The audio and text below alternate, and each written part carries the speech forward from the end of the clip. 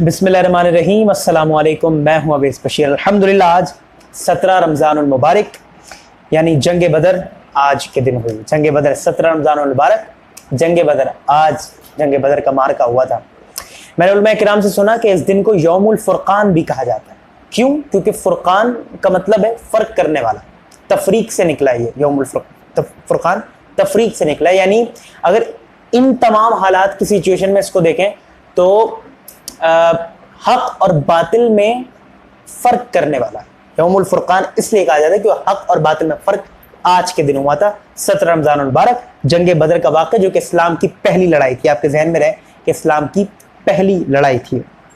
अच्छा, सबसे पहले तो इससे पहले कि मैं जंग बदर के वाक़े की तरफ आऊँ, सबसे पहले तो मैं आपको बता दूँ मुसलमानों की तादाद कितनी थी। आज के दिन मुसलमान 313 थे, जबकि कुफ्फार का लश्कर 1000 मुसल्ला जत्थे, एक तरफ 6 जिरह बख्तर, दूसरी तरफ 600 जिरह बख्तर। एक तरफ 2 घोड़े थे तो दूसरी तरफ 300 घोड़े थे। एक तरफ 70 ऊंट थे, दूसरी तरफ 700 ऊंट। यानी जो मैं ज्यादा तादाद के बारे में बता रहा हूँ, जंग बदर कुफ्फार के वाक़े, जो कम है वो मुसलमानों की तादाद। तो जब ये पूरा देखने के बाद तो हमें ये चीजें वाज़ेह हो गई ना कि भाई ये रिसोर्सेज का तो कंपैरिजन ही नहीं था। ये तो वाज़ेह है हमारे कि क्या मामला था ये। लेकिन हाँ, एक चीज का फर्क था, एक तरफ नुसरत परवरदिगार थी तो दूसरी तरफ गुरूर और तकब्बुर से भरा कुफ्फार थे। अल्लामा इकबाल का बड़ा खूबसूरत शेर याद आता है कि काफिर है तो शमशीर पे करता है भरोसा, काफिर है तो शमशीर पे करता है भरोसा, मोमिन है तो बेतेग भी लड़ता है सिपाही। तो जंग बदर का वाक़या शुरू करते हैं। जंग बदर का वाक़या बड़ा दिलचस्प है। मक्के, सबसे पहले तो इससे पहले कि मैं बात शुरू करूं, ये बात बता दूं कि मक्के में कोई लड़ाई नहीं हुई थी। मक्के में कोई, बल्कि लड़ाई हुई थी मदीने के मुज़फ़्फ़ात में, ये लड़ाई हुई थी। और जिससे ये बात साबित होती कि मुसलमान हमलावर नहीं थे कुफ्फार पर, बल्कि वो अपने डिफेंस में, यानी कि सिर्फ डिफेंस कर रहे थे अपना। अब शुरू करते हैं जंग बदर का वाक़या। जंग बदर का मार्का क्या हुआ? कुफ्फारे मक्का का लश्कर अबू सुफियान की क़यादत में मदीने के एक बदर का कुआं था, वहां से गुजर रहा था, यानी मदीने के मुज़फ़्फ़ात से गुजर रहे थे। तो उन्हें खदशा हुआ कि हो सकता है कि भाई हम पर मुसलमान हमलावर हो जाए कहीं। तो उन्होंने अपनी डिफेंस में, कहीं ऐसा ना हो कि अगर मुसलमान हमलावर हो गए तो भाई कहीं ऐसा ना हो कि हम हार जाएं, तो उन्होंने अपनी डिफेंस में और लश्कर मंगवा लिए। तो जब और लश्कर मंगवाए, और जब वो जितने लश्कर मंगवाए, तो फिर वहां से 1000 कुफ्फारे मक्का का लश्कर यहां पहुंचा मदीने के मुज़फ़्फ़ात। जब वो पहुंचा तो उन्हें खबर मिली कि भाई अबू सुफियान की क़यादत में जो लश्कर था वो तो बासानी बाहिफाजत गुजर गया। तो फिर अब क्या होना चाहिए? अब तो ये होना चाहिए था कि भाई वो लोग चले जाते, भाई काम तो अब खत्म था, अब तो चले जाना चाहिए था। लेकिन ऐसा हुआ नहीं, क्योंकि उस पूरे 1000 का जो कुफ्फार का जो लश्कर था, उसमें था अबू जहल। अबू जहल के दिमाग में एक शैतानी ख्याल आया। उसने कहा कि क्यों जाए हमें इससे अच्छा मौका नहीं मिलेगा मुसलमानों से जंग लड़ने का, मुसलमानों से फतह नुसरत हासिल करने का इससे अच्छा मौका नहीं मिलेगा, आए तो जंग कर ही लेते हैं।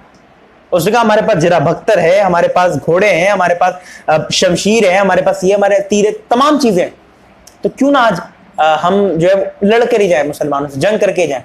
बहुत सारे लोगों ने इसकी मुखालफत की, लेकिन ऐसे ही शैतान आया और शैतान ने अबू जहल के इस इक़दाम की हिमायत की और बाकी सबको भी बहका दिया, सबने हिमायत कर ली। अब क्या हुआ? अब देखिएगा, सबसे पहले तो जान लें अबू जहल कौन है। अबू जहल वही है जो हमेशा कारे रिसालत के मामले में कांटे बिछाते आया। चलो लोग भी सुन रहे हैं, कारे रिसालत के मामले में कांटे बिछाते आया।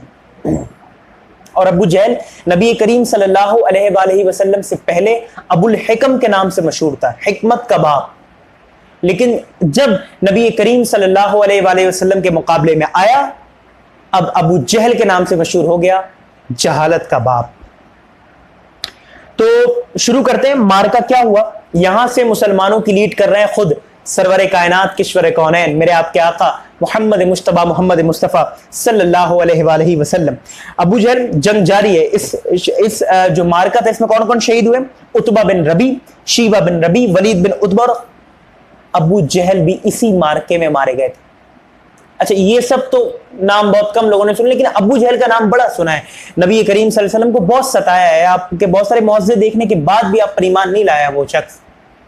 आज अबू जहल के बारे में बात करते हैं कि अबू जहल कैसे मरा। इसी जंग में मरा। कौन सी जंग में? यौमुल फुरकान। यौमुल फुरकान क्या? जंग बदर, जिसको यौमुल फुरकान भी कहा जाता है। किस तारीख को? 17 रमजानुल मुबारक को। तो क्या हुआ? जंग जारी है।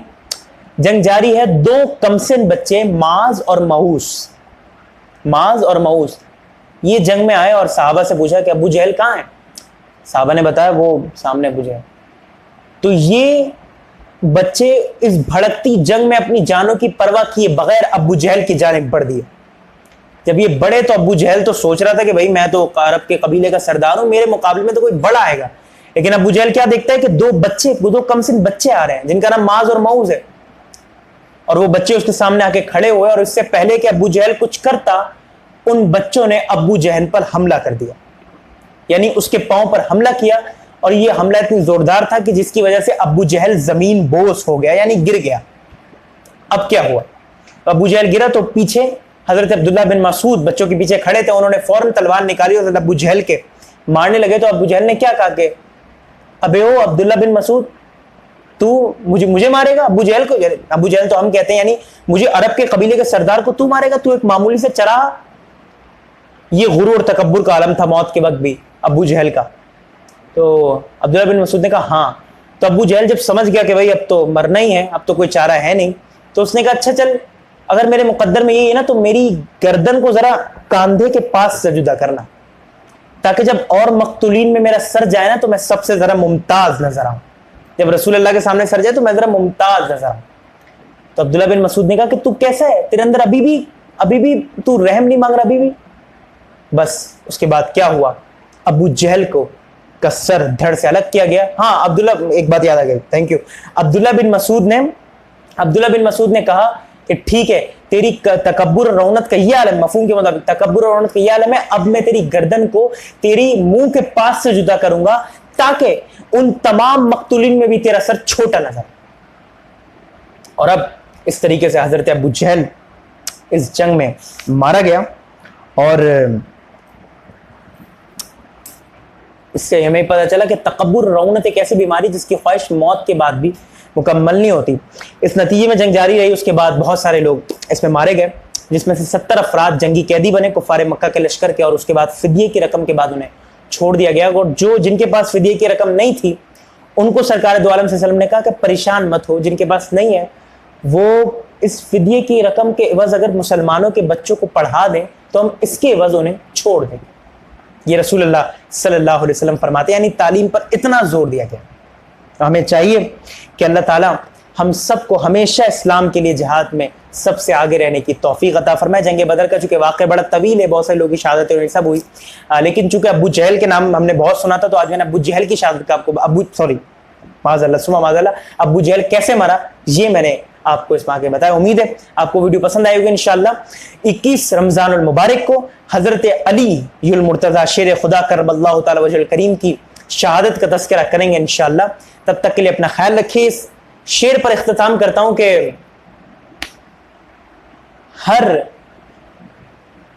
हर इंतहा से पहले, हर इब्तदा के बाद ज़ाते नबी बुलंद है ज़ाते खुदा के बाद, और दुनिया में एहतराम के काबिल हैं जितने लोग, मैं सबको मानता हूं मगर मुस्तफ़ा के बाद सल्लल्लाहु अलैहि वसल्लम। इंशाअल्लाह आपसे मुलाकात होगी इस रमज़ान मुबारक को। तब तक के लिए अपना ख्याल रखिएगा। अल्लाह हाफ़िज़। और चैनल को सब्सक्राइब भी कर लें, बेल आइकन को हिट भी कर लें, ताकि इन लेटेस्ट वीडियोज़ की नोटिफिकेशन आप तक सबसे पहले पहुंच सके। अपना ख्याल रखिएगा। अल्लाह हाफ़िज़।